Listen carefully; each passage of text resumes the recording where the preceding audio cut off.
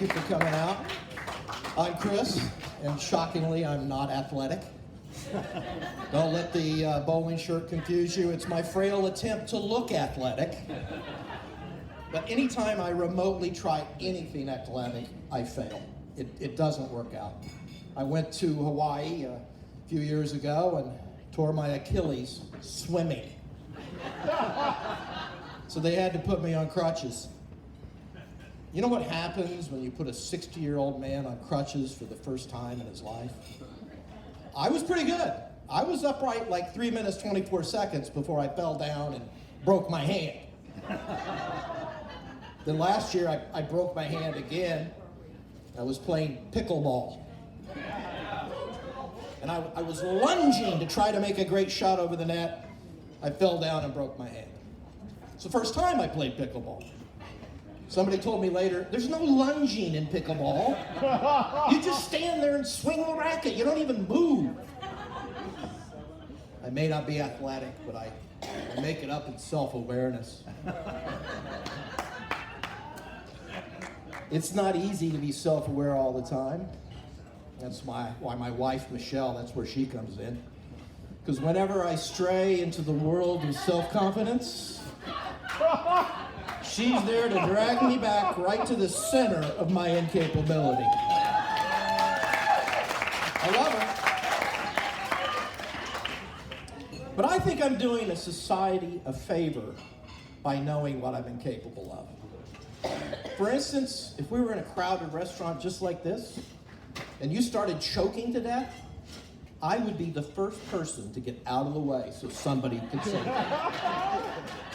I'm not going to get in the way of any heroes. That's not my thing. But you know, I'm probably like you. I've always fantasized one time of maybe being in like a really dangerous situation and being able to turn to total strangers and say, you do exactly as I say, and we just might get out of this alive. All my friends love to go snow skiing. You know, I'm not athletic. Not only am I not athletic, I'm not mobile, I'm not flexible, I'm not agile, and I'm not spry. Not even when I'm naked, let alone when I have 30 pounds of clothing on and sticks on my feet.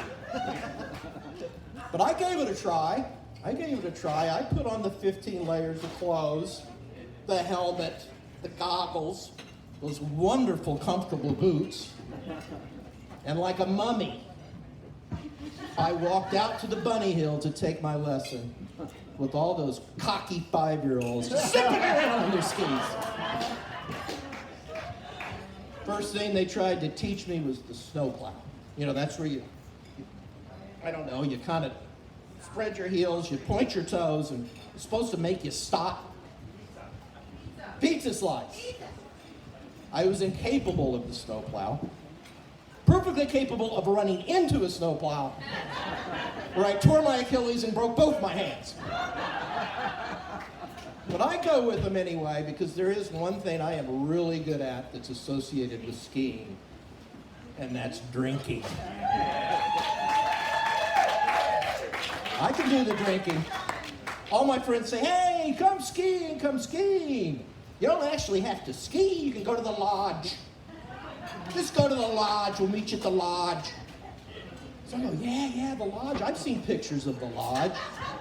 Huge building, 3 stories high inside. Snow bunnies everywhere. You got the stone fireplace with the fire going. Snow bunnies everywhere. Mile-long bar, majestic views of the mountain. Did I mention the snow bunnies? Unfortunately, I was looking at pictures from Switzerland. Have you ever been to a ski resort in the Northeast? I was excited. I've got pep in my step. I'm following the signs to the lodge. I'm all happy. I open up the door to the lodge. It's a fucking cafeteria. It's like the food court at the mall. For Christ's sake. It was awful. But, we usually all rent a house together when we go skiing, which is fine with me. So I figured, they'll all go skiing. I'll get up late in the morning, have the whole house to myself, nice peace and quiet, get over my hangover from the night before so we can do it again. I'll come out mid-morning. They're all still there. They're not out skiing. I go, what's going on? Why aren't you out skiing? Oh, it's too cold. Too cold. You packed like you were going to climb Mount Everest. You're talking about too cold. Or they'll say, it's too icy. Too icy. Doesn't that help you ski faster? Get out the door. Go skiing. Really irritating. A couple months ago, I took one of those DNA tests. Confirmed that I'm Irish. Combined with the fact that I'm Catholic, that just means I come from a long line of professional alcoholics. Yep, my dad was an alcoholic. My brother was an alcoholic. They both were successful quitting, stopping, or as I like to call them, quitters. They're quitters. They stuck me with the family legacy of carrying on the heavy drinking. But I want to tell you, no one has ever or will ever call me a quitter. Oh no. I fall down, I pick myself up, and I carry on. And you have to do a lot of that when you're a professional alcoholic. You do. I do have a couple rules, though. There are a couple rules. One, I don't believe in drinking on the job, because I believe drinking is my job. I make sure I try not to drink alone, because when I drink alone, I'm always stuck with the tab. Yeah, it's hard. For you people that aren't alcoholics, it's really hard to keep this up. It takes a lot of determination. It takes a lot of consistency. Consistency is key. Every day, day in and day out, over and over again, it gets tiring. But speaking of alcoholics, Rudy Giuliani. What the hell happened to that man? He was the DA of New York, went after the mob. He was the mayor of New York City. He was America's mayor, and he was a presidential candidate. And then he went from that to being Trump's Igor. Like Marty Feldman in Gene Wilder's Young Frankenstein. But I have to tell you right now, I have to be honest. I was a Republican. I voted for Trump in 2016. I did. I voted for Trump. But then I was too fat to fit into the stormtrooper outfit that they passed out after he won the election. So I had to leave the dark side. But you know what really did it for me on Trump? And you don't know what I'm going to say, because I could literally say 1,000 different things. But it's when he went on national TV on April 21st, 2020, and suggested that we might be able to inject ourselves with bleach to cure COVID. Can you see the management team over at the Clorox company spitting out their coffee saying, crap, we're gonna need more lawyers. But that's when I realized. I said, Chris, you just helped elect the village idiot as leader of the free world. Hey, you know if you mess up his hair, he looks just like Jeff Daniels in Dumb and Dumber. And you know, he ran on that, let's build a gigantic wall to keep the immigrants out. Immigrants, what we built this country on and why we have so many great restaurants. And I only have one word to say about the gigantic wall. Tunnel. Okay, tunnel.